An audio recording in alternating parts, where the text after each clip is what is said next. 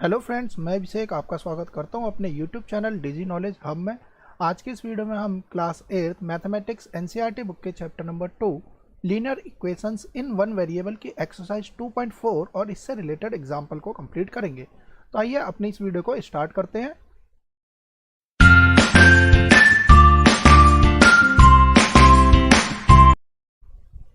देखिए, हमारा चैप्टर 2 की एक्सरसाइज 2.4 हमें पढ़नी है। इससे पिछली एक्सरसाइज 2.3 तक की हमने क्वेश्चंस को कंप्लीट कर लिया है। अगर आपने मेरी वह वीडियो नहीं देखी है तो मेरे चैनल की प्लेलिस्ट में जाकर आप उन्हें वहां से देख सकते हैं। तो अपनी इस क्लास को स्टार्ट करते हैं। देखिए, एक्सरसाइज 2.4 को करने से पहले इसके कुछ एग्जाम्पल हैं, उसे हम देखते हैं और इससे रिलेटेड कुछ टर्म्स जो हमें समझनी है उसे भी हम इसमें देखेंगे। एग्जाम्पल 14 हमारा कहता है The digits of a 2-digit number differ by 3। तो सबसे पहले इसका मतलब समझते हैं। देखिए, डिजिट और नंबर, इनमें क्या डिफरेंस है। सपोज कीजिए कि हमने बोला कि 3 डिजिट का कोई नंबर है, तो नंबर हो जाएगा 1 डिजिट, 2 और ये 3 डिजिट। ये होगी हमारी वंस प्लेस, टेंस प्लेस और ये 100th प्लेस। ये हमारा 3, 5, 2। अगर आपसे कहा जाए कि इसमें डिजिट, अगर क्वेश्चन में डिजिट बोली जाए तो ये अलग अलग इंडिपेंडेंट हमारी डिजिट है, यानी कि 3 अलग है, 5 अलग है और 2 अलग। और यदि नंबर बोला जाए तो 352 ये हमारा अकेला नंबर हो जाएगा। तो ध्यान रखिएगा, जब भी क्वेश्चन में नंबर की बात करेंगे तो प्रॉपर एक नंबर की बात होगी, और डिजिट की बात करेंगे तो हम इसे इंडिविजुअल डिजिट के तरीके से सॉल्व करेंगे। इसके अलावा देखिए, 2 डिजिट का अगर कोई नंबर है, तो 2 डिजिट का अगर कोई नंबर मान लेते हैं कि 25 लिखा हुआ है, तो इसमें वंस प्लेस डिजिट कितनी है 5, टेंस प्लेस डिजिट कितनी है 2। अगर आपसे बोला जाए कि 2 डिजिट के नंबर में दोनों डिजिट के बीच का जो डिफरेंस है वो 3 है। डिफरेंस कितना कहा जाए 3। जैसे कि अगर हम यहाँ पे देखें 25 लिखा हुआ है, अगर ये नंबर 25 है तो इसके बीच की 2 डिजिट है 2 और 5, इनके बीच का डिफरेंस देखिए, तो 2 और 5 के बीच में डिफरेंस कितना है 3। इसके अलावा ये नंबर ऐसे भी तो हो सकता था 52, अब भी तो 2 डिजिट के बीच का डिफरेंस कितना है 3 ही है। तो क्वेश्चन की लैंग्वेज क्या है उसके अकॉर्डिंग हमें समझना पड़ेगा। और कभी कभी क्वेश्चन में ये भी मेंशन होता है कि टेंस प्लेस डिजिट बड़ी है तो हमारा नंबर होगा 52। और अगर सिंपल लिखा जाएगा कि 2 डिजिट का कोई नंबर है जिनकी दोनों डिजिट का डिफरेंस 3 है, तो नंबर हमारा ये भी हो सकता है और ये भी हो सकता है, दोनों ही तरीके हमारे करेक्ट होंगे। तो ये हो जाती है डिजिट। अब देखिए, नंबर किस तरीके से रिप्रेजेंट होता है, हमें नंबर रिप्रेजेंटेशन पता होना चाहिए। अगर हमारे पास में कोई 2 डिजिट का नंबर है, जैसे मान लेते हैं कि XY, ये हमारी कोई 2 डिजिट है, ये हमारी वंस प्लेस डिजिट है, ये हमारी टेंस प्लेस डिजिट है, तो इसे नंबर को रिप्रेजेंट करा जाएगा 10 इंटू एक्स प्लस का वाई। ये हो गया हमारा 2 डिजिट का नंबर। तो जब भी नंबर की बात करेंगे तो ये रिप्रेजेंटेशन होगी, डिजिट की बात करेंगे तो इंडिविजुअल एक्स और वाई अलग अलग लिए जाएंगे। अब सपोज कीजिए कि मैंने इसे पलट दिया मीन्स एक्स की जगह वाई हो गया और वाई की जगह एक्स, तो ये वाई एक्स हो जाएगा, तो नंबर भी पलट जाएगा। तो नंबर पलटने के बाद में क्या बनेगा 10 इंटू वाई प्लस का एक्स। तो नंबर की रिप्रेजेंटेशन इस तरीके से और डिजिट की रिप्रेजेंटेशन हमें इस तरीके से करनी है। एग्जाम्पल देखते हैं।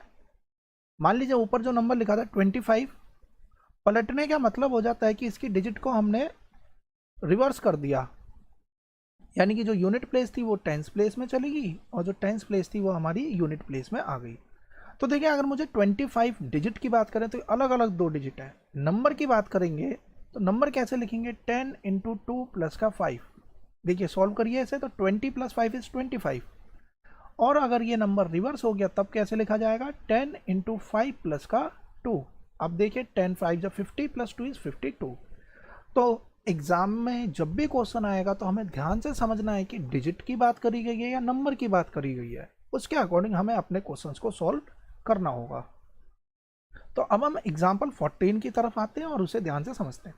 लिखा है the digits of a 2 digit number differ by 3, यानी कि 2 डिजिट के नंबर की जो 2 डिजिट हैं इनके बीच का जो डिफरेंस है वो 3 है। अब देखिए, अगर डिफरेंस 3 है तो उसने ये नहीं कहा है कि ये वाली डिजिट बड़ी है या ये वाली डिजिट बड़ी है। हो सकता है वो नंबर 74 हो देखिए दोनों के बीच का डिफरेंस कितना है, 3 है। या हो सकता है नंबर 47 हो, अब भी डिफरेंस कितना है, 3 है। अब आगे पढ़ते हैं। If the digits are interchange, यदि हमने इन डिजिट्स को इंटरचेंज कर दिया, यानी कि जो यूनिट प्लेस पे थी वो टेंस प्लेस पर आ गई, और जो टेंस प्लेस पर थी वो हमारी यूनिट प्लेस पर आ गई। फिर कहता है और जो नंबर बनकर आया एंड द रिजल्टिंग नंबर, अब उन्होंने क्या बोला, रिजल्टिंग नंबर लिख दिया है, is added to the original number, तो ये रिजल्टिंग नंबर आएगा 10u प्लस का t, और ये हमारा ओरिजिनल नंबर था 10t प्लस का u। तो कहता है रिजल्टिंग नंबर को ओरिजिनल नंबर में जोड़ दें तो 143 आएगा। बताइए हमारा आंसर क्या होगा, यानी वो नंबर क्या होंगे। तो इस टाइप के क्वेश्चन जब भी एग्जाम में आएंगे तो हमें सॉल्यूशन किस तरीके से करना है इस पर बात करते हैं। बहुत ही आसानी से हम सॉल्यूशन कर लेंगे अगर हमारा कंसेप्ट क्लियर है तो।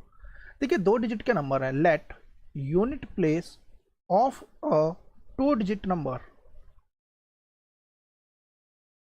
नंबर बी, हमने यूनिट प्लेस को मान लिया x, tens place of a 2 digit number be y।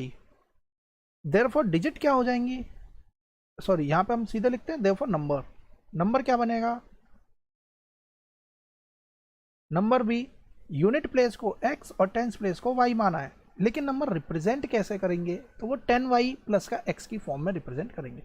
अब ना अकॉर्डिंग टू क्वेश्चन के अकॉर्डिंग कहता है दोनों डिजिट के बीच का जो डिफरेंस है वो 3 है। Digits of a 2 digit number differ by 3। तो हम लेट कर लेते हैं या हम अपने माइंड में पहले से सपोज कर लेते हैं कि हमारी y वाली डिजिट बड़ी है, देयरफॉर पहली इक्वेशन के हिसाब से डिजिट के बीच का जो डिफरेंस है वो 3 है। ये होगी हमारी पहली इक्वेशन, यानी कि दोनों डिजिट के बीच का डिफरेंस कितना है, 3 है। करेक्ट है यहाँ तक। अब ध्यान से समझना क्या है, वो ये कि दोनों डिजिट के बीच का डिफरेंस तो हमारा 3 आ ही गया, लेकिन आगे उसने बोला है कि डिजिट को इंटरचेंज कर दीजिए, तो हमने डिजिट को बदल देना है। तो जैसे कि ये वाई जेड था तो वाई जेड को हम कैसे रिप्रेजेंट करेंगे, 10y प्लस का x, सॉरी वाई एक्स था तो 10y प्लस का x। ये हमारा ओरिजिनल नंबर। अब अगर इसको रिवर्स कर दें तो क्या हो जाएगा, एक्स वाई। अब कैसे लिखेंगे, 10x प्लस का y। ये हो गया हमारा पलटा हुआ नंबर और ये हो गया हमारा ओरिजिनल नंबर की रिप्रेजेंटेशन।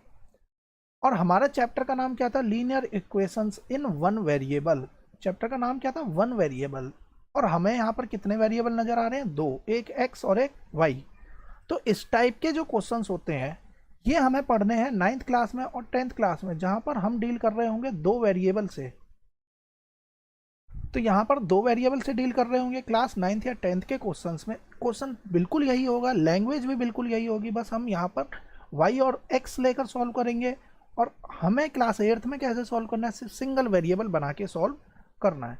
तो अब समझते हैं सिंगल वेरिएबल बना के एक्चुअल में क्वेश्चन हमें क्लास 8th के मेथड से किस तरीके से हम सॉल्व करेंगे। जो एक्चुअल करने का तरीका वो ये है जिसमें कि दोनों अलग अलग वेरिएबल हम लेकर सॉल्व करते हैं, यहाँ से आसानी से हमारी सारी चीज़ें क्लियर रहती हैं। अब हमें सिंगल वेरिएबल बनाकर सॉल्व करना है, तब कैसे सॉल्व करेंगे, तो देखिए लेट करते हैं 2 डिजिट नंबर था, 2 डिजिट नंबर में यूनिट प्लेस को, let unit place of a 2 digit number be. देखिए ये जो एग्जाम्पल का क्वेश्चन है उसमें बी दे रखा है, हम भी बी ही मान लेते हैं ताकि हमारा क्वेश्चन क्लियर हो जाए, ताकि आपको कन्फ्यूजन ना रहे एग्जाम्पल से और जो मैंने यहाँ पे बताया उससे। यूनिट प्लेस को हमने बी मान लिया, और डिफरेंस की बात करी गई है तो डिफरेंस कितना बोला गया, 3 का डिफरेंस बोला गया। कहने का मतलब ये कि ये है बी और इसकी वैल्यू हमें नहीं पता, लेकिन हमें ये पता है इन दोनों के बीच का जो डिफरेंस है वो 3 है। कहने का मतलब ये, मान लीजिए बी को मैंने 5 मान लिया, हो सकता है आने वाला जो आगे वाला नंबर है वो 2 हो, या ऐसा भी हो सकता है कि इसे मैंने 5 मान लिया, ये वाला नंबर 8 हो। फिलहाल में जो हमारी कंडीशन है उसके अकॉर्डिंग दोनों ही स्टेटमेंट करेक्ट है, कि हो सकता है दोनों का डिफरेंस 3 है। उसने ये नहीं कहा कि यूनिट प्लेस बड़ी है या टेंस प्लेस बड़ी है, तो हो सकता है वो 2 हो सकता है वो 8 हो। तो इसका मतलब ये है कि मैंने इसे b मान लिया, तो ये नंबर कितना है, b-3 भी हो सकता है, और ये वाला जो डिजिट है जो हमें नहीं पता है वो b+3 भी हो सकती है। तो बेटर यह है कि माइनस ना मान के हम प्लस का नंबर मान लें, आंसर पे कोई फ़र्क नहीं पड़ेगा अगर हमारा तरीका सही है तो। तो यूनिट प्लेस को हमने बी माना और टेंस प्लेस अकॉर्डिंग टू हमारी क्वेश्चन की स्टेटमेंट के हिसाब से क्या बन जाएगी, tens place of a 2 digit number be plus का 3। क्लियर यहां तक? नंबर बी प्लस का 3 मानने के लिए हम माइनस भी मान सकते थे, प्लस भी मान सकते थे, कोई फर्क नहीं पड़ेगा, इस बात को आप ध्यान से समझ लीजिएगा। अब हम आगे चलते हैं। हमारा नंबर क्या बनेगा, नंबर हो जाएगा हमारा बी प्लस 3 और ये बी, ये दो अलग अलग डिजिट है। अब अकॉर्डिंग टू क्वेश्चन नंबर को जोड़ दिया जाए if the digits are interchange, digit को इंटरचेंज करते हैं तो देखिए आफ्टर इंटरचेंजिंग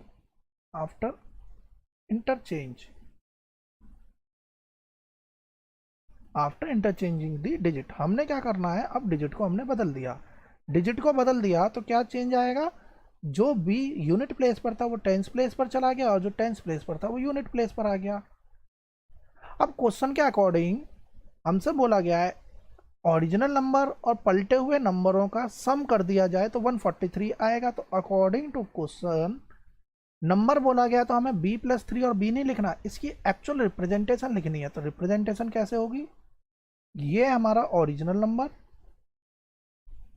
प्लस ये पूरा ओरिजिनल नंबर था, ये हमारा पलटा हुआ नंबर। तो नंबर भले ही ये है लेकिन रिप्रेजेंटेशन कैसे होगी, 10b प्लस का b प्लस का 3 और ये दोनों जोड़कर आएगा हमारा 143 के बराबर। अब हम इसे सॉल्व कर लेंगे।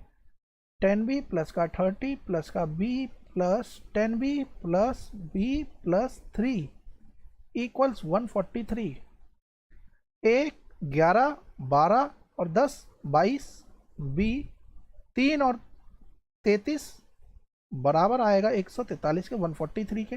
अब हम यहाँ से b की वैल्यू फाइंड आउट कर लेंगे। तो 22 b बराबर दे रखा है, 33 यहाँ माइनस होगा तो 110। b की वैल्यू यहाँ पर कितनी निकल के आएगी, 5। इसका मतलब है जो हमने सॉल्यूशन पार्ट में यूनिट प्लेस डिजिट को माना था b, तो वो कितना निकल के आया, 5। यानी कि unit place of a 2 digit number b equals 5। Therefore tens place को हमने क्या माना था, tense place of a 2 digit number b, tens place को देखिए हमने क्या माना था, b प्लस 3।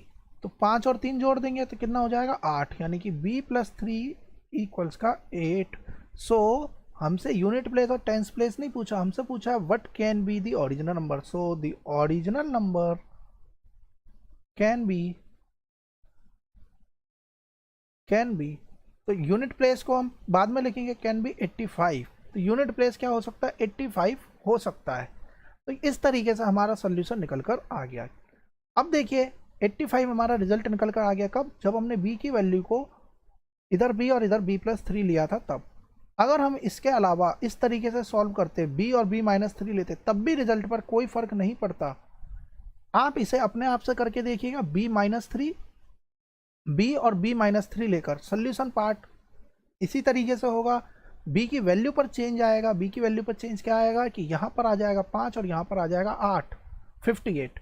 और क्योंकि नंबर हमारा कुछ भी हो सकता है, 85 भी करेक्ट है और 58 भी करेक्ट है, क्योंकि देखिए दोनों का डिफरेंस 3 है। क्वेश्चन में मेंशन नहीं था कि यूनिट प्लेस बड़ी है टेंस प्लेस, तो 85 भी आपका करेक्ट होगा और 58 भी आपका करेक्ट ही होगा, और दोनों पलटे हुए नंबर को जोड़कर 143 ही आएगा। तो ध्यान रखिएगा, जिस किसी ने भी b और b माइनस 3 लिया होगा उसका आंसर आएगा 58। उस टाइम पर b की वैल्यू बन जाएगी 8 और b माइनस 3 बनेगा 5। तो ये भी सोल्यूशन करेक्ट है। एग्जामिनर इसे काटेगा नहीं कि आपने ये 58 b माइनस 3 क्यों लिया, क्योंकि कहीं क्वेश्चन में मेंशन नहीं था कि यूनिट प्लेस बड़ी है या टेंस प्लेस। आई होप आपको समझ में आया होगा। इससे रिलेटेड क्वेश्चन जब हम एक्सरसाइज में करेंगे तब इसे और अच्छे से समझेंगे। एग्जाम्पल 15 देखिए क्या लिखा है, Arjun is twice as old as Shriya. यानी कि यहाँ पे दो पर्सन है, अर्जुन और श्रिया। अर्जुन जो है वो बड़ा है, अर्जुन इज ट्वाइस यानी अर्जुन की एज बड़ी है, यानी अर्जुन बड़ा है किससे, श्रिया से। अगर मुझे इन्हें बराबर करना है, दुगना है यानी कि ट्वाइस है, तो किसकी तरफ 2 मल्टीप्लाई होगा, श्रिया को मुझे बढ़ाना पड़ेगा, यानी श्रिया की एज में कहीं ना कहीं 2 से मल्टीप्लाई करना पड़ेगा। आगे पढ़ते हैं। 5 ईयर एगो 5 साल पहले, हिज एज उसकी एज वॉज 3 टाइम यानी कि 5 साल पहले अर्जुन की एज थी 3 गुना किसकी एज की, श्रेया की एज की। बताइए उनकी प्रेजेंट एज।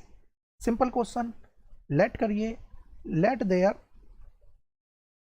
या हम ये लिखें लेट, किसी एक की एज को हमें सपोज करना पड़ेगा। तो हमने मान लिया श्रेया की एज x है, तो प्रेजेंटली अर्जुन कितना है, श्रेया से 2 गुना बड़ा है, तो अर्जुन की एज कितनी हो जाएगी 2x।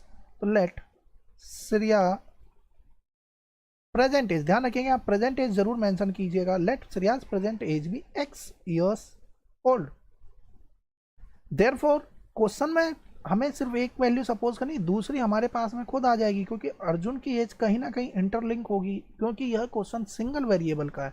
अगर ये डबल वेरिएबल का यानी कि 2 वेरिएबल का होता तो हमारे लिए श्रेया की एज अलग हम सपोज करते और अर्जुन की अलग एज सपोज करते, जबकि यहाँ पर सिंगल वेरिएबल का है, तो इसलिए यहाँ पर कहीं ना कहीं लिंक जरूर दिया होगा। तो अर्जुन की प्रेजेंट एज कितनी हो जाएगी, ट्वाइस ऑफ x, ऐसा क्वेश्चन में मेंशन्ड है।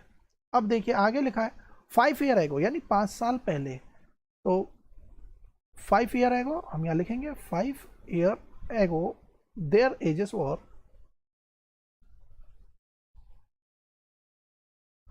अर्जुन की एज कितनी हो जाएगी 5 साल पहले 2x माइनस 5, और श्रेया की एज 5 साल पहले कितनी हो जाएगी x माइनस 5। ये है अर्जुन की एज और ये हमारी श्रेया की एज यहाँ पर निकल के आ गई। अब क्वेश्चन के अकॉर्डिंग क्या कहा गया है, क्वेश्चन में कहा गया कि 5 ईयर एगो यानी 5 साल पहले की जो एज थी, हिज एज वॉज, यानी कि जो अर्जुन था वह था, अर्जुन वॉज 3 टाइम्स श्रेया की एज का। कब, श्रेया की भी 5 साल पहले की एज का। तो ये हमारी स्टेटमेंट बन गई। अब हम इसे सॉल्व कर लेंगे। 2x minus 5 equal 3x minus 15, ध्यान रखिएगा इसकी मल्टीप्लाई इससे भी होगी। अब हम 2x को इधर ले जाते हैं, कहीं पर भी सॉल्व कर लीजिए कोई फर्क नहीं पड़ेगा। -5 प्लस का 15 इक्वल 3x माइनस का 2x, x बराबर आएगा 10, यानी कि हमने x किसे सपोज किया था, श्रेया की एज को। देयरफॉर श्रेयाज प्रेजेंट एज भी 10 ईयर्स एंड अर्जुन की प्रेजेंट एज हो जाएगी 2 × 10 यानी कि 20 ईयर्स। तो इस तरीके से हमारा आंसर निकल कर आ जाएगा। और श्रेया की एज कितनी है, x बराबर का 10 ईयर्स। तो ये हमारा सोल्यूशन पार्ट हो गया, आसानी से हम निकाल लेंगे। बस हमें स्टेटमेंट को, जो भी क्वेश्चन की स्टेटमेंट है उसे हमें इक्वेशन की फॉर्म में रिप्रेजेंट कर लिया तो हमारा आंसर आसानी से निकल जाएगा।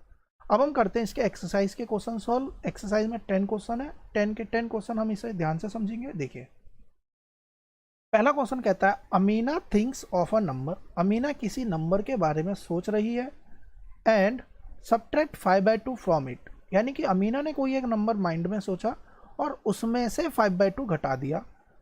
तो हम मान के चलते हैं let number thinks by Amina, Amina ने जो नंबर सोचा बी एक्स, हमने उस नंबर को एक्स मान लिया। अब अकॉर्डिंग टू क्वेश्चन क्या कहा गया है कि अमीना ने एक नंबर सोचा एंड सब्ट्रैक्ट 5/2 उसमें से घटा दिया।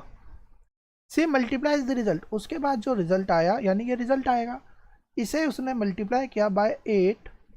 The result now obtained is, अब जो रिजल्ट बनकर आया यानी कि ये रिजल्ट ऑब्टेन्ड होने के बाद में जो आया इज, वो है 3 टाइम्स किसका, the same number she thought of, यानी कि x में से 5/2 घटाने के बाद में 8 से मल्टीप्लाई किया, उसके बाद जो भी रिजल्ट आया वो 3 गुना है। किसका 3 गुना है, जो नंबर अमीना ने सोचा था उसी का 3 गुना है। ये क्वेश्चन में कहता है। अब व्हाट इज द नंबर, हमें नंबर बताना है।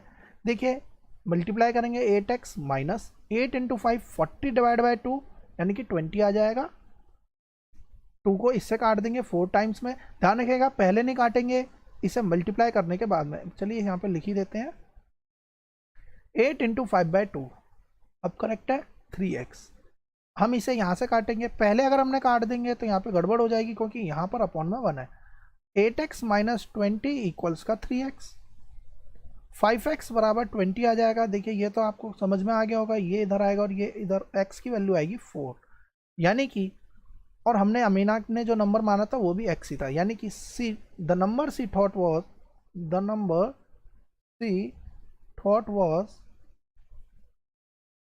4, यानी कि जो नंबर उन्होंने सोचा था वह कितना था 4, यही हमारा आंसर हो जाएगा। क्वेश्चन नंबर 2, लैंग्वेज ध्यान से समझते जाएंगे, हमारा आसानी से आंसर निकल जाएगा। इक्वेशन फॉर्मेट हमें बनाना आना चाहिए, क्योंकि आने वाले टाइम में यानी कि अगली क्लासेस में हमारे पास में स्टेटमेंट के ही क्वेश्चन होंगे और हमें वहाँ पर इसकी इक्वेशन बनानी होगी।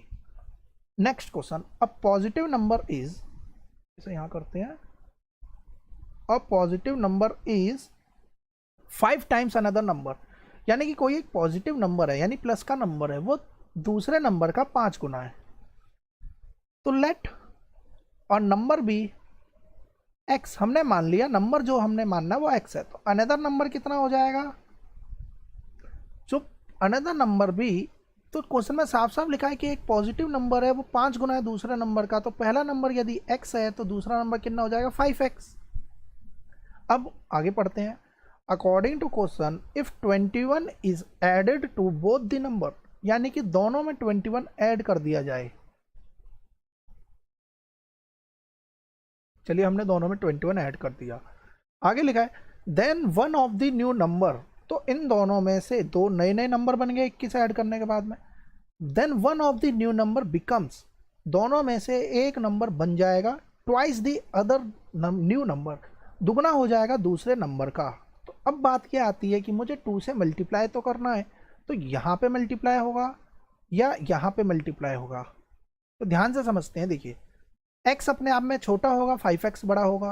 अब अगर इनमें सेम चीज़ जोड़ दी जाए तब भी यही नंबर बड़ा होगा, यानी कि ये नंबर पहले से ही बड़ा है। अगर ये पहले से बड़ा है तो इसका मतलब ये नंबर पहले से ही छोटा है। अगर ये छोटा है और मुझे बराबर करना है तो 2 से मल्टीप्लाई हमें यहाँ करना पड़ेगा, क्योंकि क्वेश्चन में बोला गया है जो नया नंबर बनकर आएगा वह दूसरे नंबर का दोगुना होगा। तो हमने यहाँ पर 2 से मल्टीप्लाई कर लिया। अब इक्वेशन बनेगी कुछ इस तरीके से,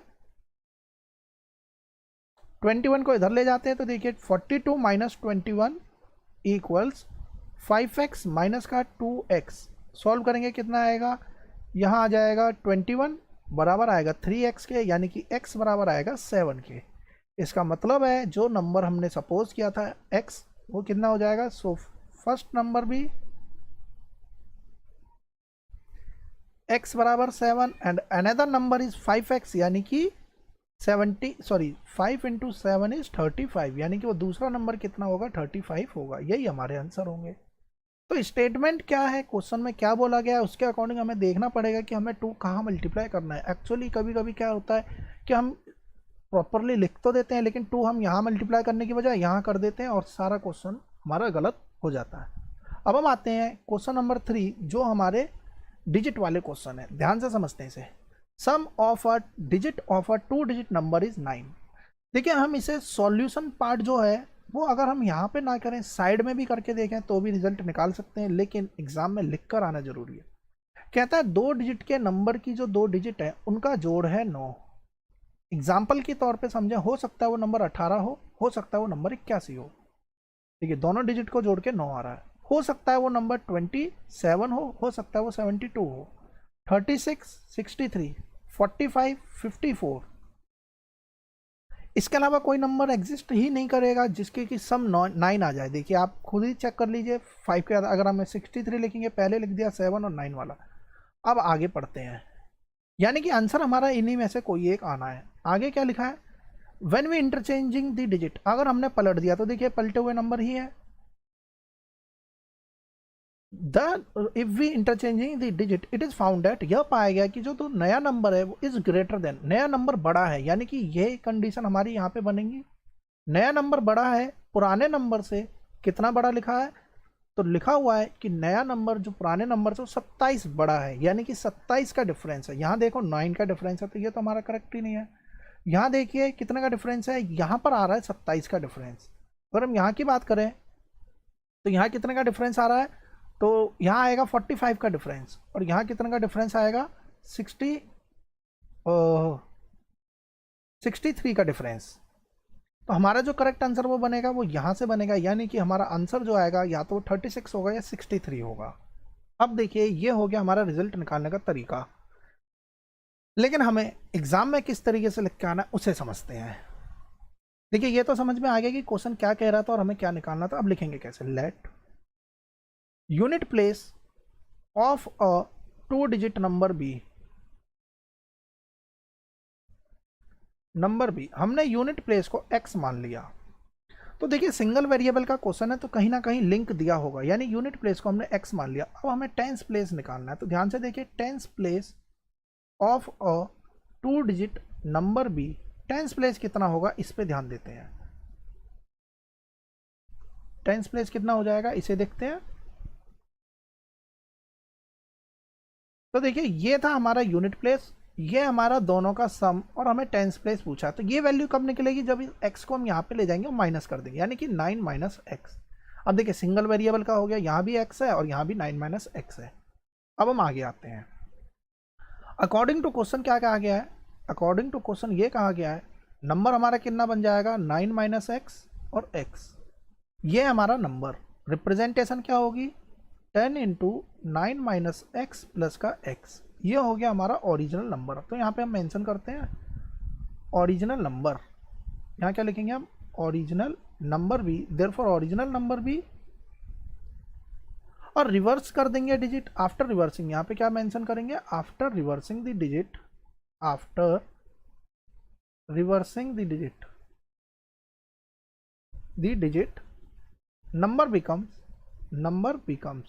तो नंबर क्या बन जाएगा हमारा 10x प्लस का 9 माइनस एक्स। देखिए ये हमारा ओरिजिनल डिजिट थी और हम इसे पलट देते, तो पलटने के बाद क्या हो जाएगा, इधर x आएगा, इधर 9 माइनस एक्स आएगा, तो चेंज क्या हो गया 10 इंटू एक्स प्लस का 9 माइनस एक्स। तो देखिए अकॉर्डिंग टू क्वेश्चन क्या कहा गया है कि जो रिजल्टिंग नंबर है इज ग्रेटर देन, यानी रिजल्टिंग नंबर बड़ा है, तो बड़ा नंबर हम पहले लिखेंगे, resulting number is greater than the original number, original number से। तो ओरिजिनल नंबर कितना है 10, 9 माइनस एक्स प्लस का x बराबर किसके आएगा 27 के। अब यहाँ पे एक मिस्टेक हो रही है, वो ध्यान से समझते हैं। तो मिस्टेक ये है कि हमें यहाँ पर पूरे के आगे ब्रैकेट लगाना होगा। जब हम ऐसे ब्रैकेट नहीं लगाते तो देखिए ये प्लस रह जाता है और हमारा सोल्यूशन गलत आ जाएगा। तो इस बात का हमें विशेष ध्यान रखना है। अब सॉल्व करेंगे तो 10x प्लस का 9 माइनस का x माइनस 10 9 या 90। अब देखिए ये माइनस 10x होगा, लेकिन यहाँ माइनस है इसलिए ये हो जाएगा प्लस का 10x, माइनस और प्लस माइनस का x इक्वल्स आएगा 27 के। सॉल्व करेंगे देखिए 10 और 10 20, 20 में से 2 माइनस करेंगे तो 18x आएगा। इसे सॉल्व करते हैं, देखिए 90 में से अगर हम 9 माइनस कर दें कितना बचेगा 81, बराबर आएगा 27 के। अब हमें 18x की वैल्यू निकालनी है, तो 27 प्लस का 81 इधर आ जाएगा, तो 18x बराबर कितना हो जाएगा 108 के, और x बराबर कितना आएगा 18 6 108। तो x की वैल्यू आ गई 6, यानी कि हमने x किसे माना था, हमने यूनिट प्लेस को x माना था, टेंस प्लेस थी 9 minus x. Therefore unit place of a 2 digit number be x बराबर 6, एंड टेंस प्लेस क्या हो जाएगी हमारी, tens place of a 2 digit number be 9 minus x, यानी कि 9 माइनस 6 बराबर 3। देयरफॉर नंबर कितना बन जाएगा, टेंस प्लेस आगे यूनिट प्लेस को पीछे, नंबर हो जाएगा हमारा 36। और हमने देखिए यहाँ पर सॉल्व करके पहले से भी क्या निकाला था 36 ही निकाला था। तो ध्यान रखिएगा कि हमारे क्वेश्चन में क्या बोला गया है, सिंपल क्वेश्चन था, बस हमें यहाँ पर एक चीज़ का ध्यान रखना था जो है माइनस का, हमें यहाँ माइनस पूरे ब्रैकेट के बाहर लगाना है, अदरवाइज हमारा सोल्यूशन पार्ट गलत हो जाएगा। अब हम आते हैं इसके बाद क्वेश्चन नंबर 4 पे। देखिए फोर्थ क्वेश्चन इसी तरीके से सॉल्व करेंगे। आंसर हम निकाल सकते हैं वर्बली कि क्या आंसर होगा, क्योंकि क्वेश्चन की स्टेटमेंट के अकॉर्डिंग। जैसे कि फोर्थ क्वेश्चन को पहले वर्बली सॉल्व करते हैं। देखिए क्या लिखा है, one of the 2 digit of a 2 digit number is 3 times the other digit. कहता है 2 डिजिट का कोई नंबर है, उसकी एक डिजिट दूसरे की 3 गुनी है। तो देखिए 3 गुना है कि नहीं 13, इसका 3 गुना है 1 का, 31 भी सही है, क्योंकि बोला नहीं है कि बड़ी डिजिट कौन सी है छोटी कौन सी। 26, 62, 3 के केस में बात करें 39 हो सकता है, 93 भी हो सकता है। 4 की हम बात ही नहीं कर सकते, क्योंकि 4 का 3 गुना 12 आएगा, ये 2 डिजिट का नंबर ही नहीं रहेगा। यानी कि कहने का मतलब आंसर इन्हीं में से कोई एक होगा। अब आगे पढ़ते हैं। If you interchanging the digit, तो देखिए पलटे हुए नंबर पहले हमने लिख दिए, और रिजल्टिंग डिजिट को पलटने के बाद में उन दोनों डिजिट को ऐड करेंगे तो 88 आएगा। देखिए यहाँ 88 आ रहा है, इसका मतलब हमारा आंसर या तो 62 है या फिर 26 है, इसके अलावा कोई आंसर नहीं होगा। अब हमें इसे सॉल्व करना है, तो लेट करते हैं unit place of a 2 digit number, 2 digit के नंबर की यूनिट प्लेस को हमने मान लिया x। अगर हमने x मान लिया तो टेंस प्लेस को, 2 डिजिट की टेंस प्लेस को हमने मान लिया 3x, क्योंकि 3 गुना है। ये इसने ये नहीं कहा है कि यूनिट प्लेस है कि टेंस प्लेस है। अगर आपने इसे x माना और इसे 3x माना तो हमारा आंसर क्या बनेगा? तो हमारा आंसर आएगा 62, क्योंकि टेंस प्लेस बड़ी दिख रही है। लेकिन अगर वहीं पे किसी बच्चे ने टेंस प्लेस को x मान लिया और यूनिट प्लेस को 3x मान लिया तो उसका आंसर में कहाँ चेंज आएगा? उसका आंसर आ जाएगा 26। तो आंसर 62 भी हो सकता है, 26 भी हो सकता है। तो दोनों ही आंसर करेक्ट होंगे। वो किस बात पे डिपेंड करेगा कि हमने यूनिट प्लेस को कितना माना, टेंस प्लेस को कितना माना है। नाउ नंबर बिकम कितना हो जाएगा? 3x और x। या हम लिखेंगे original number can be represent as 10 into 3x plus का x after interchanging the digit. इसे आप स्टेटमेंट आप पूरी लिख लीजिए। After interchanging the digit the number become 10x plus का 3x। अब ना अकॉर्डिंग टू क्वेश्चन के अकॉर्डिंग ओरिजिनल नंबर को, ध्यान रखिएगा जब भी इस टाइप के क्वेश्चन करेंगे ब्रैकेट लगाकर चलिए। तो ओरिजिनल नंबर को इंटरचेंजिंग वाले नंबर से अगर हम ऐड कर दें तो जो आंसर आएगा वो कितना आएगा? 88 के बराबर आएगा। अब मल्टीप्लाई कर लेते हैं। 30x प्लस का x प्लस का 10x प्लस का 3x इक्वल्स 88। देखिए जोड़ते हैं, 10 3 13 14 14 और 30 44 और 30 40 और 44x इक्वल्स का 88। x की वैल्यू कितनी आएगी? 2। यानी कि यूनिट प्लेस हमारी कितना बन जाएगा? देखिए यूनिट प्लेस को हमने क्या माना था? x। तो x कितना आ गया? 2। टेंस प्लेस कितना आ जाएगा? 3x, यानी कि 3 इंटू 2 इज 6। नंबर बिकम, देखो नंबर भी 62। नंबर क्या हो जाएगा हमारा? 62, क्योंकि टेंस प्लेस हमें आगे लिखनी है। तो 62 हमारा आंसर हो जाएगा। लेकिन सपोज करिए किसी ने इसे x माना होता और इसे 3x माना होता तो आंसर कितना आ जाता? 26 आ जाता।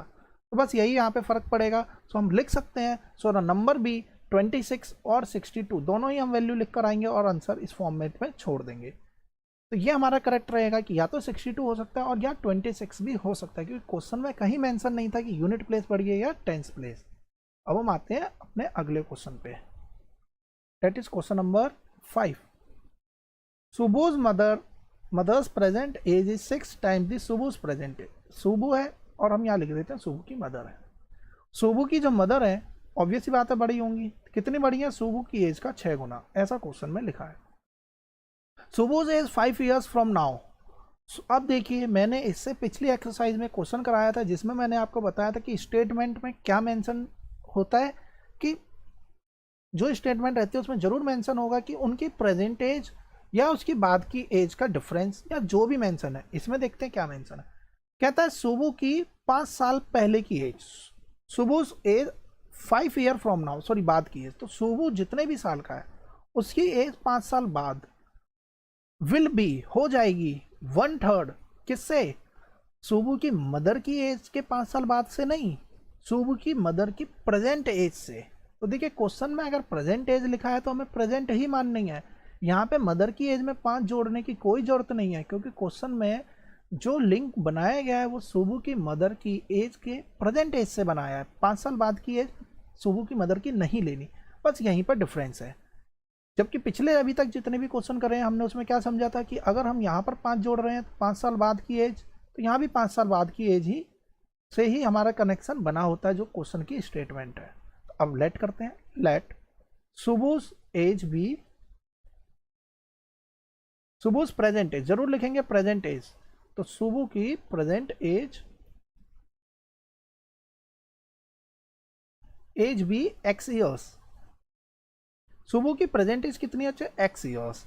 देयरफॉर अब देखिए यहाँ पे दूसरी हमें वेरिएबल नहीं लेना, इसमें कहीं ना कहीं लिंक है। तो सुबुज की मदर की प्रेजेंट एज कितनी हो जाएगी? क्वेश्चन में साफ साफ मेंशन है 6x ईयर्स, 6 गुना बड़ी है।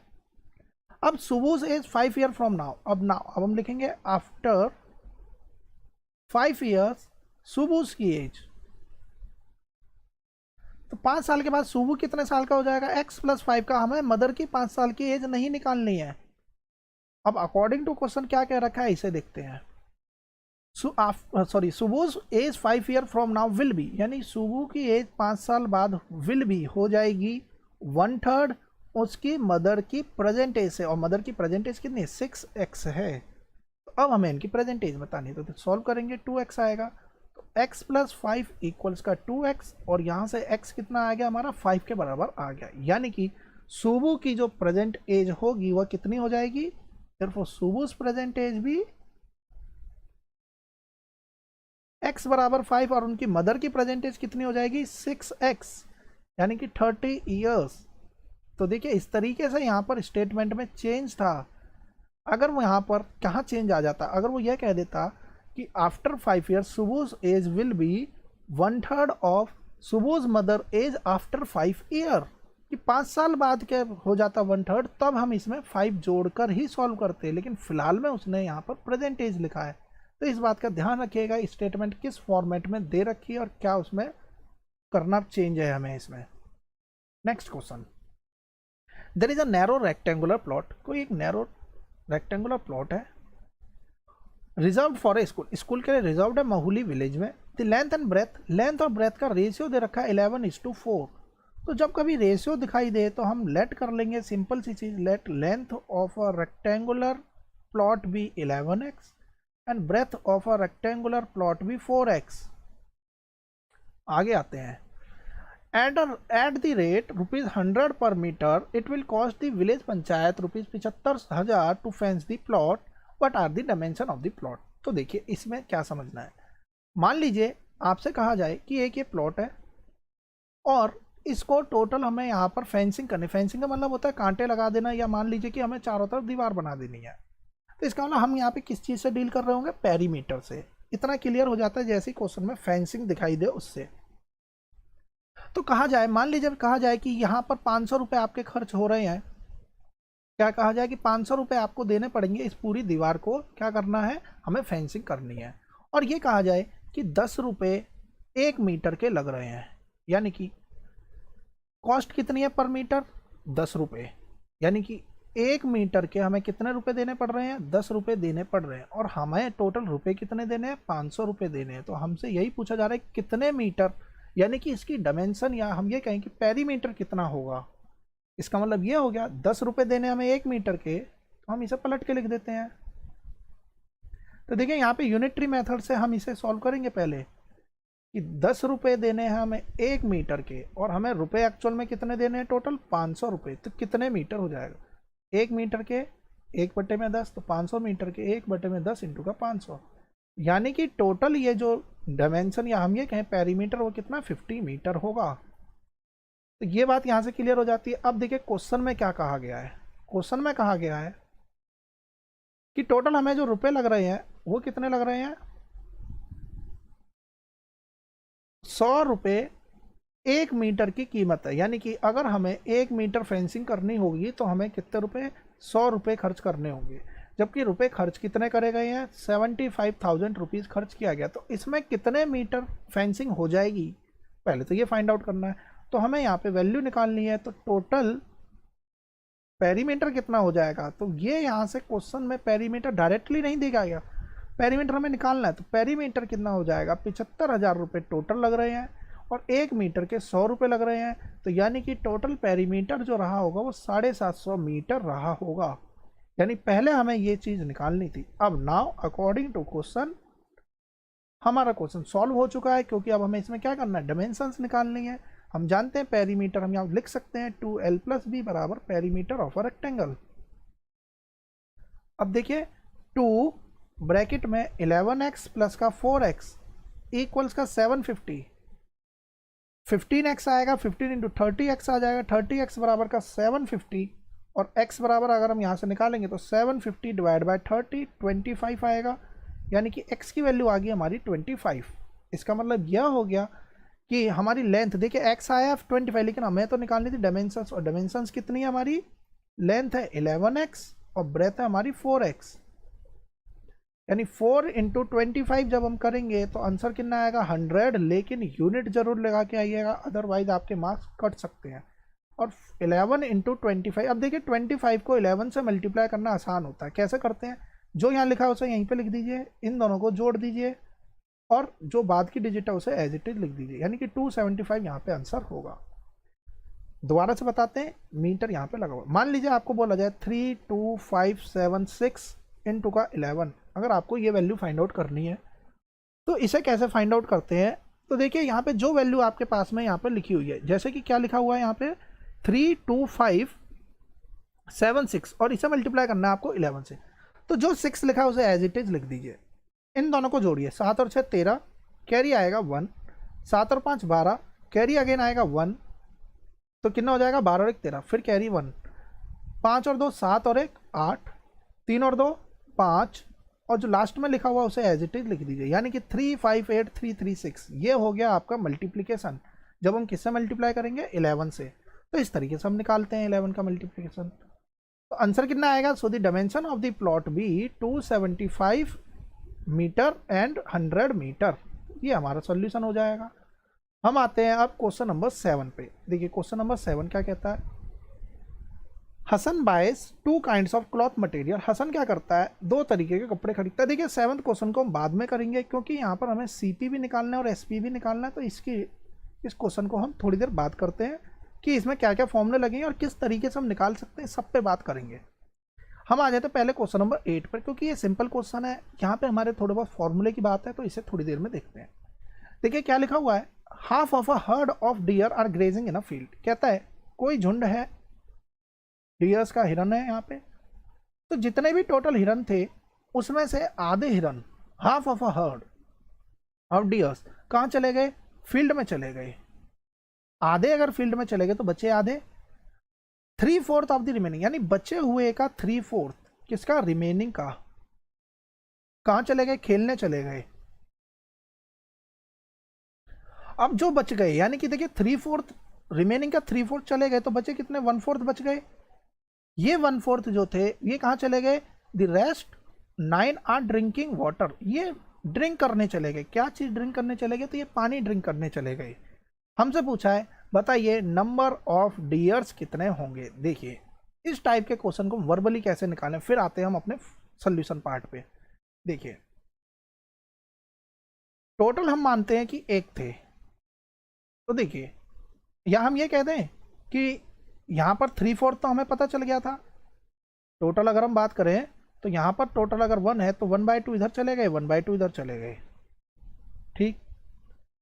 आधे इधर चले गए, आधे इधर चले गए। अब क्या कहता है कि 3/4 किसका, बचे हुए, ये बचे हुए थे, इसका 3/4, बचे हुए का 3/4 कहाँ चले गए, ये प्ले करने चले गए, प्लेइंग में चले गए। बचे कितने, अगर 3/4 यहाँ चले गए तो 1/4 बचा, किसका 1/4 बचा, 1/2 का 1/4 बचा। और ये कहाँ चले गए, ये द रेस्ट आर ड्रिंकिंग, तो ये पानी पीने चले गए। यानी कि 1/8 की वैल्यू किसके बराबर दे रखी है, 9 के बराबर दे रखी है। और टोटल कितने थे, 1, यानी कि 1 की वैल्यू अगर हम निकालें तो 9 8 72, तो टोटल हिरन कितने हैं, 72 हिरन है। ठीक है, सोल्यूशन हो गया। अगर आप इसे फ्रैक्शन नहीं लेते तो चलिए बिना फ्रैक्शन के लेके करते हैं सॉल्व। देखिए आपके पास में तरीके बहुत सारे हैं। एग्जाम में अगर ये एमसीक्यू की फॉर्मेट में आ जाए और आने वाले समय में यही सेम क्वेश्चन आपको दिखेंगे, जब आप कॉम्पिटिटिव एग्जाम की तैयारी करेंगे तो आपको यही टाइप के सेम क्वेश्चंस दिखते हैं। एनसीईआरटी के भी क्वेश्चन इसमें एग्जैक्टली आ जाते हैं क्लास 9th की बुक के, लेकिन तब हमारे पास वहाँ टाइम कम होता है। देखिए हमें सपोज करना है कुछ ऐसी वैल्यू, हम मान लेते हैं कि टोटल 20 थे, कुछ भी मानिए कोई फर्क नहीं पड़ता, 10 यहाँ चले गए, 10 यहाँ चले गए। या फिर हम ऐसा मान सकते हैं 3/4 था, तो हम अपने नंबर्स को इस तरीके से मल्टीपल मान के चलते हैं। 16 मान लेते हैं, 8 यहाँ थे, 8 यहाँ थे, 8 का 3/4 अगर हम करें, यानी कि 6 जो हैं वो कहाँ चले गए, प्लेइंग करने चले गए। तो बचे कितने, बचे हमारे 2, क्योंकि आधे का जो थे उसी में से ही तो खेलने गए। तो 2 की वैल्यू किसके बराबर दे रखी है, 9 के बराबर दे रखी है। अब मुझे 2 नहीं चाहिए, मुझे तो टोटल 16 चाहिए। तो देखिए 2 को 16 कैसे बनाएंगे, 8 से मल्टीप्लाई करके। तो 9 को 16, 9 को किससे करेंगे, 8 से, 9 8 72। तो हमारे टोटल कितने आ जाएंगे, 72 क्या हो जाएंगे, हमारे नंबर ऑफ डियर्स हो जाएंगे। तो देखिए कितनी आसानी से सॉल्व कर लिया। आप कुछ भी सपोज करिए, आपका आंसर निकल कर आ जाएगा। लेकिन क्लास 8th में हमें इसे कैसे सॉल्व करना है इस पर बात करते हैं। ठीक इसी तरीके से हम एसपीसीपी के क्वेश्चंस को भी सॉल्व कर सकते हैं, लेकिन फिलहाल में हमें इसे इस तरीके से सॉल्व नहीं करना। इसके अलावा मैंने आर.एस. अग्रवाल की बुक के questions linear equation in one variable की एक्सरसाइज को कंप्लीटली सॉल्व कराया आर.एस. अग्रवाल की बुक से। तो अगर आपको मेरी वह वीडियो देखनी है तो चैनल की प्लेलिस्ट में जाकर आर.एस. अग्रवाल के सेक्शन में जाकर आप वहां से जो जो चैप्टर के मैंने सोल्यूशन कराए हैं उसे आप वहां से देख सकते हैं, और उसमें इसी मेथड का जिक्र भी किया गया है। एसपीसीपी के बहुत ही अच्छे अच्छे क्वेश्चन मैंने उस वाली बुक में से इजी मेथड से कंप्लीट कराए हैं। इसके अलावा CISI के क्वेश्चंस भी उस बुक से हमने अच्छे से डील करे हुए हैं।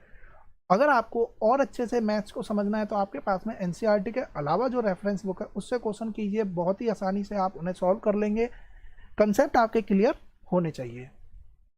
तो देखिए हम क्या करते हैं, let number of deers total number of deers, हम यहाँ टोटल लिख दें, let total number of deers be x। अब देखिए आपने क्या वैल्यू मानी है इस बात पे डिपेंड करता है। एग्जाम में आप इसे x मानते हो तब क्या चेंज आएगा, और कुछ और मानते हो तो क्या चेंज आएगा। देखिए x यहाँ पर है, तो हाफ की बात करें तो हाफ डियर कहाँ चले गए, हाफ डियर चले गए ग्रेजिंग करने, तो हाफ कर देंगे तो x/2 ग्रेजिंग करने चले गए। तो रिमेनिंग कितने बचे, रिमेनिंग कितने बचे, जब आधे चले गए तो आधे बच गए।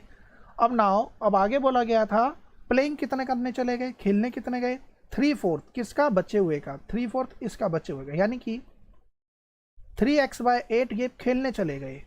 अब बचे हुए का 3x/8 खेलने चले गए, तो रेस्ट कितने बचे, रेस्ट बचे हुए का इतने प्ले करने चले गए, तो बच कितने गए, एल्सियम लेंगे तो 4x माइनस का 3x, यानी कि x/8 जो थे वह कहाँ चले गए, रेस्ट करने चले गए, या हम ये कहें सॉरी रेस्ट जो थे वो क्या करने चले गए, पानी पीने चले गए, यानी कि यहाँ पे हम लिखेंगे ड्रिंकिंग वाटर। ठीक है, टोटल हमारे पास में जो थे उसके आधे यहाँ पर आ गए, बचे हुए आधे यहाँ पर आ गए। इस बचे हुए का 3/4 खेलने चले गए, तो बचे हुए का 3/4 खेलने चले गए, तो बाकी कितने बचे, माइनस किया, इतने बच गए, और ये बचे हुए कितने हैं, 9 के बराबर है। तो x/8 according to question x/8 कितने हो जाएंगे, 9 के बराबर। तो यहाँ से हम x की वैल्यू निकालेंगे, कितनी आएगी, 72। यही हमारा आंसर है, और रेस्ट इतने। अब देखिए इस क्वेश्चन को करने का दूसरा तरीका, लेट करिए टोटल नंबर ऑफ डियर्स को 8x मानिए, हाफ कितने हो जाएंगे, 4x, रिमेनिंग कितने रह गए, रिमेनिंग भी आपके हो गए 4x।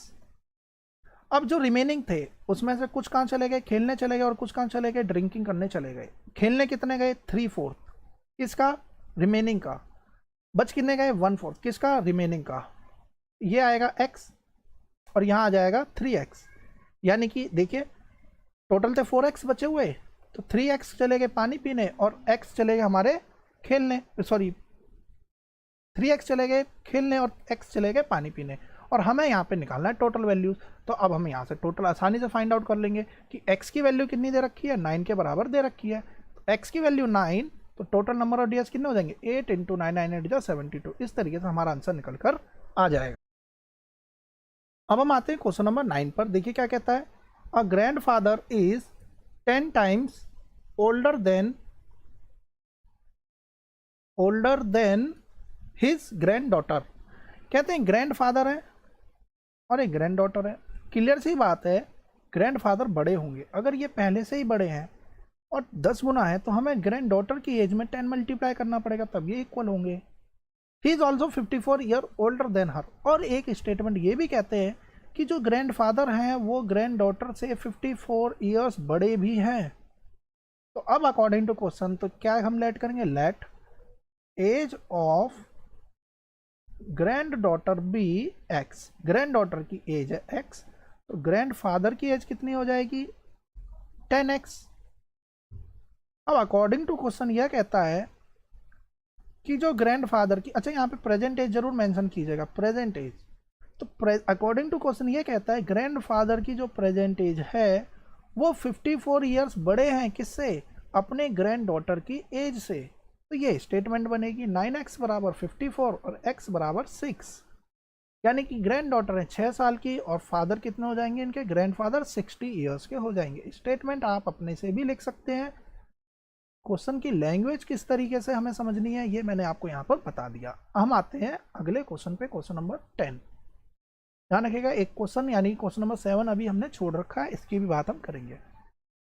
10th क्वेश्चन देखिए क्या कहता है, अ मैन्स एज, अब सॉरी अ मैन नहीं, a month's age is 3 times his son's age, sorry a man ही लिखा है यानी अलग है। तो मैन की एज जो है, मैन है और उसका लड़का है, तो मैन की जो भी एज है वह 3 गुना है अपने लड़के की एज का, तो 3 यहाँ मल्टीप्लाई होगा। हमने मान लिया लेट, देखिए स्टेटमेंट के अकॉर्डिंग हमें सिर्फ क्या करना है, चेंजेस उस पर देखते हैं। लेट सन्स एज भी एक्स ईयर ओल्ड, सन कितने साल के हैं, एक्स ईयर्स ओल्ड है, तो मैन कितने साल का हो जाएगा, 3x ईयर का। अब आगे पढ़ते हैं, 10 ईयर्स एगो, अब 10 साल पहले की बात हो रही है, बिफोर 10 ईयर्स, या हम लिख दें 10 years ago, his son 10 years he was 5 times his son से। अब देखिए 10 साल पहले तो सन की एज में भी 10 माइनस होगा और यहाँ पे प्रेजेंट एज कहीं मेंशन नहीं है, यानी मैन की भी 10 साल पहले की एज की बात यहाँ पर हो रही है। According to question 10 year ago he was, वह था यानी कि आदमी जो है वह था 5 टाइम्स हिज सन्स एज, और सन की एज में जब हम 5 से मल्टीप्लाई करेंगे इसे ब्रैकेट में रखेंगे। अब हम इससे सॉल्व कर लेंगे,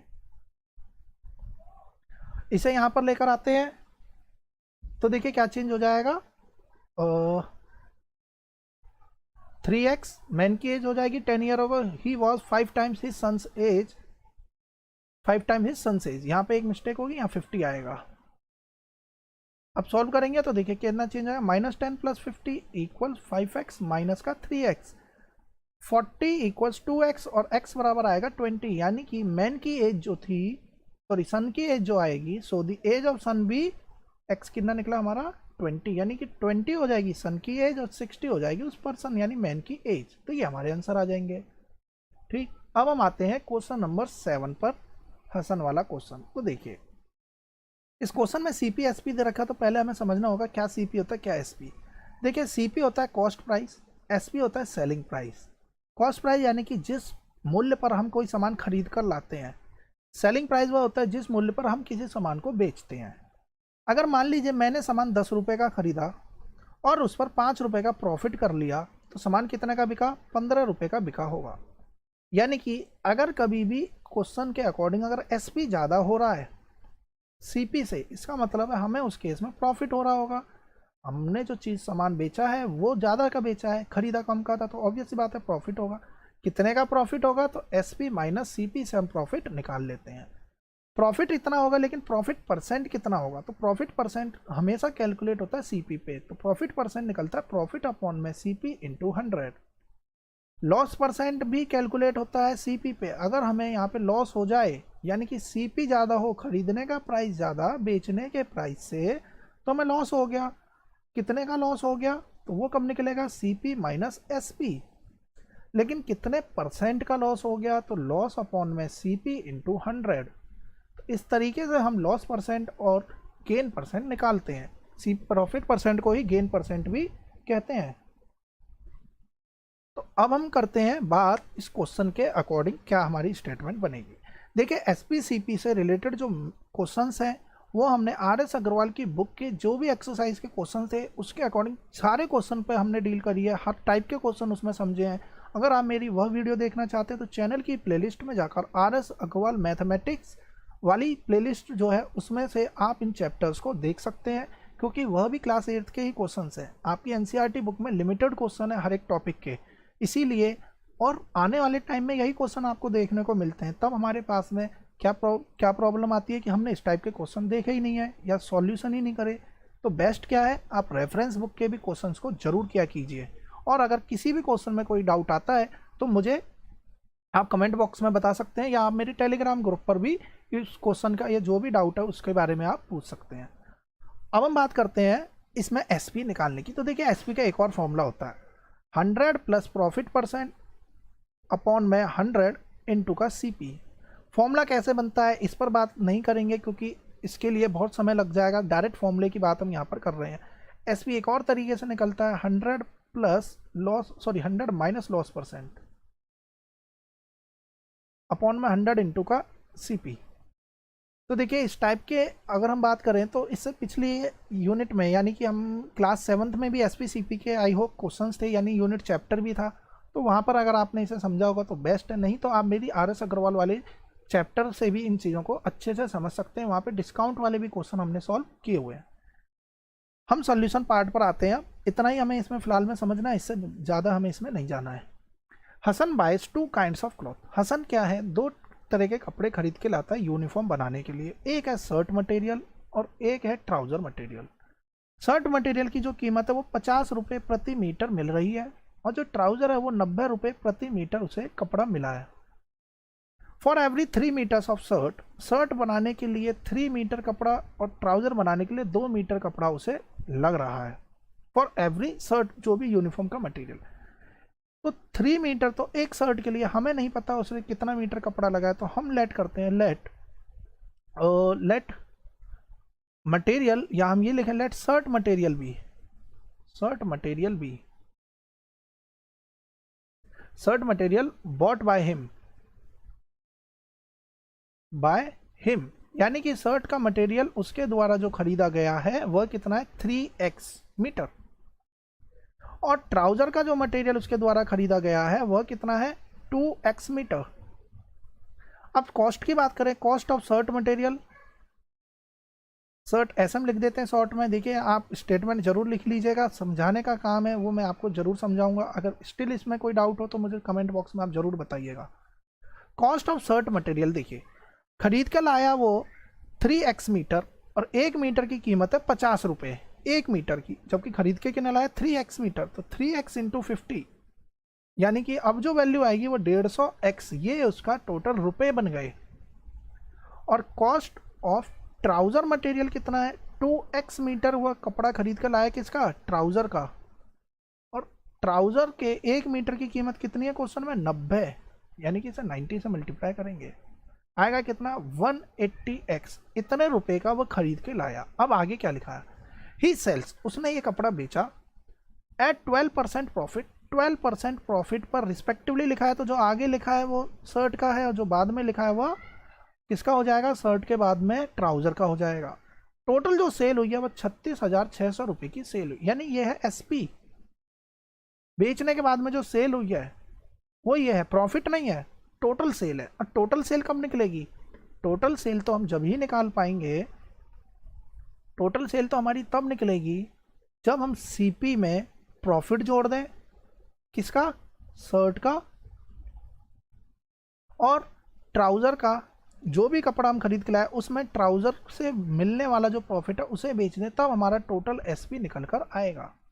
तो अब हम फॉर्मूले के अकॉर्डिंग टू क्वेश्चन क्या करेंगे, हमें सीपी देखना है। तो शर्ट का सीपी हमारा कितना आया था, शर्ट का सीपी था हमारा 150x,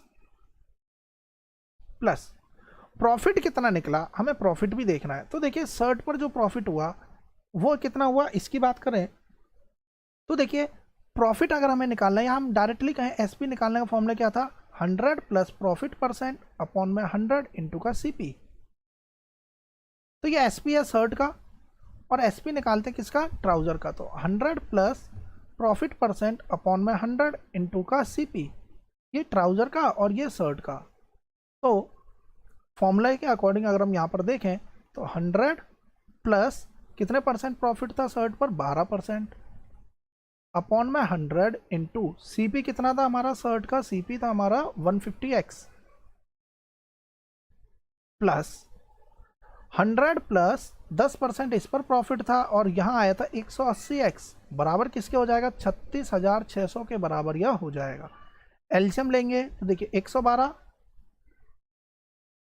इंटू का 150x अपॉन में 100 प्लस 110 अपॉन में 100 इंटू का 180x इक्वल्स का 36,600। 100 की ये देखिए एलसीएम लेने के बाद में इसकी मल्टीप्लाई करेंगे, 112 इंटू का 150x प्लस का 110 इंटू का 180x, 100 अपॉन में इधर जाएगा मल्टीप्लाई हो जाएगा 36,600 इंटू का 100 मल्टीप्लाई करेंगे। देखिए 15 इंटू 2 30, कैरी आएगा 3, 15 इंटू 1 15, 16 17 18, कैरी 1 15 16, एक जीरो और लगाएंगे x प्लस, यहाँ मल्टीप्लाई करेंगे 18 हो जाए 18, 18 इंटू 1 19 00 x इक्वल्स का 3 6 6 1 2 3 4 जीरो। जोड़ रहे होंगे इसे तो देखिए जोड़ने के बाद कितना आएगा 0 0 8 8 16, कैरी 1 9 6 15 और 1 16, कैरी 1 3, x बराबर का 3 1 6 6 1 2 3 4। x निकालेंगे तो देखिए ये सारा डिवाइड में चला जाएगा, सिर्फ 2 जीरो बचेंगे, x आएगा 100, x 100 आ गया। इसका मतलब है कि शर्ट का मटेरियल कितना है 3x, यानी शर्ट का जो मटेरियल जो उसे लगा, यानी कि शर्ट उसने जो मटेरियल खरीदा वो कितना है 3x बराबर का 300 मीटर शर्ट के लिए कपड़ा लिया और ट्राउज़र के लिए लिया 200 मीटर कपड़ा ट्राउज़र के लिए लिया। इस तरीके से हम इसे फाइंड आउट करेंगे। तो देखिए यहाँ पर प्रॉफिट परसेंट दिया था, इसलिए हम इसे सिंपली नहीं जोड़ सकते थे। प्रॉफिट परसेंट से प्रॉफिट कैसे निकालते उसे देखते हैं। अगर हम इसे इस फॉर्मूले, मान लीजिए आपको ये फॉर्मूला ही नहीं समझ में आया किस तरीके से आया, या आपने यह लर्न ही नहीं करा, तो कैसे निकालते। देखिए सीपी प्लस का प्रॉफिट, ये तो क्लियर कि प्रॉफिट परसेंट कैसे निकलता है, प्रॉफिट अपॉन में सीपी इंटू का 100। तो अगर हमें यहाँ से प्रॉफिट निकालना है तो इसकी मल्टीप्लाई इससे, profit percent into CP upon में 100। तब हमारा कैसे निकलता, CP of shirt plus profit percent of shirt plus CP of trouser plus profit percent of trouser बराबर 36600। शर्ट का सीपी कितना था 150x, प्रॉफिट परसेंट कैसे निकलेगा, सॉरी प्रॉफिट कैसे निकलेगा, प्रॉफिट था क्योंकि ये सेल है हमारी, तो हम प्रॉफिट कैसे निकालते, इस फॉर्मूले से निकालते हैं। प्रॉफिट परसेंट यहाँ था 12%, 12 इंटू 150x अपॉन में 100 प्लस सीपी कितना था ट्राउज़र का 180x प्लस प्रॉफिट ट्राउज़र का, तो प्रॉफिट कैसे निकलेगा, जब प्रॉफिट परसेंट क्वेश्चन में मेंशन है 10 इंटू सीपी 180x अपॉन में 100 बराबर का 36600। एक बार देखते हैं 12 12 10 150 और 180, ठीक है। अब हम इसे सॉल्व कर लेते हैं। तो देखिए यहाँ से जीरो से जीरो नहीं काटेंगे, इससे क्या दिक्कत आ जाएगी, तो देखिए अगर मैंने इधर एक जीरो काट दी, यहाँ दोनों जीरो कट गई, एलसीएम फिर भी लेना पड़ता, सोल्यूशन पार्ट में दिक्कत आ जाती, इसलिए हम इसे इसी तरीके से सॉल्व करेंगे। 150x plus 15 into 2 30, carry 3 180x upon में 100 प्लस का 180x प्लस 1800x अपॉन में 100 इक्वल्स का 3600। अब हम एलसीएम लेंगे और उसके अकॉर्डिंग हम सॉल्व करेंगे, हमारा रिजल्ट पे कोई फर्क नहीं पड़ेगा, सोल्यूशन पार्ट इसी तरीके से आ जाएगा। तो आप चाहे डायरेक्टली फॉर्मूला लगा के सॉल्व करिए या अलग अलग निकाल के सॉल्व करिए, आपका आंसर वही आएगा, x की वैल्यू यहाँ पर 100 ही आएगी। चेक करने के लिए हम इधर देख सकते हैं, देखिए 15000, अगर यहाँ पे 100 आना होता तो यहाँ 180 बचता, यहाँ पर 100 आएगा तो 18000, यहाँ पे 100 आता तो 1800 ही बचता। जोड़कर देखते हैं क्या ये वैल्यू हमारी इसके बराबर आ रही है, यानी कि जो हमें क्वेश्चन में दे रखा है उसके बराबर ये वैल्यू बन रही है या नहीं। देखिए 15180 और 18000 और 1800,